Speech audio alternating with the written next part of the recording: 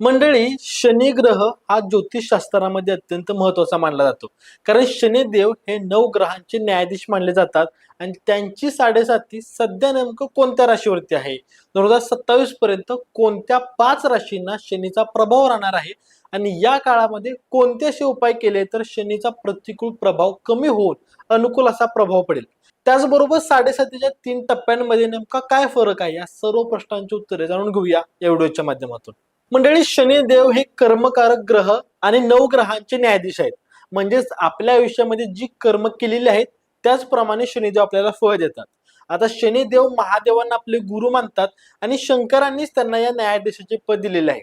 खरं तर शनी हा सर्वात कमी वेगाने गोचर करणारा ग्रह आहे आणि त्यामुळे एका राशीमध्ये तो दीर्घकाळ राहतो आणि त्याचा प्रभाव देखील तसाच दीर्घकाळ असतो. शनिदेवाचे स्वामित्व मकर आणि कुंभ या 2 राशींवरती आहे. आता सर्वप्रथम 7.5 म्हणजे नेमकं काय हे समजून घेऊया. जेव्हा शनिदेव एखाद्या व्यक्तीच्या चंद्र राशीच्या आधीच्या राशीमध्ये, स्वतःच्या चंद्र राशीमध्ये आणि नंतरच्या राशीमध्ये असे 3 टप्पे पार करतात, तेव्हा 7.5 वर्षांचा काळ 7.5 म्हणून ओळखला जातो. आता 7.5चे 3 टप्पे असतात. पहिला टप्पा म्हणजे मानसिक तणाव देतो आणि दुसरा टप्पा सर्वात कठीण मानला जातो. तर तिसरा टप्पा हळूहळू समस्यांमधून बाहेर घेण्याचा काळ असतो. आता याबरोबरच ढय्या प्रभाव किंवा अडीचकी म्हणजे शनी चंद्र राशीपासून 4थ्या किंवा 8व्या स्थानी असतो.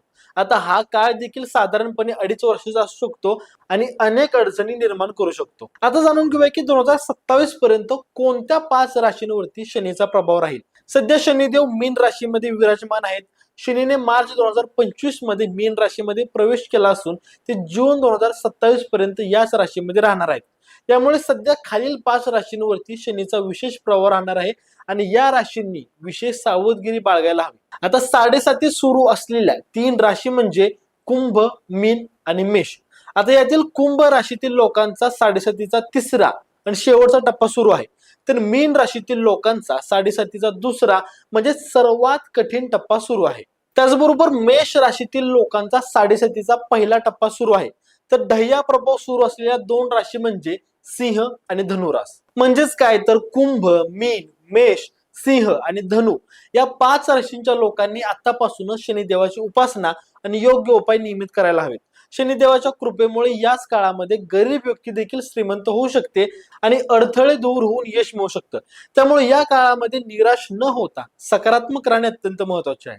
तर मी तुम्हाला आधी सांगितल्याप्रमाणे शनिदेव महादेवांना आपले गुरु मानतात, म्हणून प्रत्येक शनिवारी आणि प्रदोष व्रताच्या दिवशी भगवान शंकराची पूजा करा. आता या 5 राशींच्या लोकांनी योग्य उपासना, कर्म आणि दानावरती अधिक भर दिल्यानंतर जून 2027 पर्यंतचा हा काळ त्यांच्यासाठी अनेक नवीन संधी घेऊन येऊ शकतात आणि 7.5चा त्रास कमी होऊ शकतो. तुम्ही यापैकी कोणत्या राशीतून आहात आणि शनीची 7.5 किंवा ढय्या सुरू असताना तुम्ही नेमके कोणते उपाय करता ते आम्हाला कमेंट बॉक्समध्ये नक्की सांगा. धन्यवाद.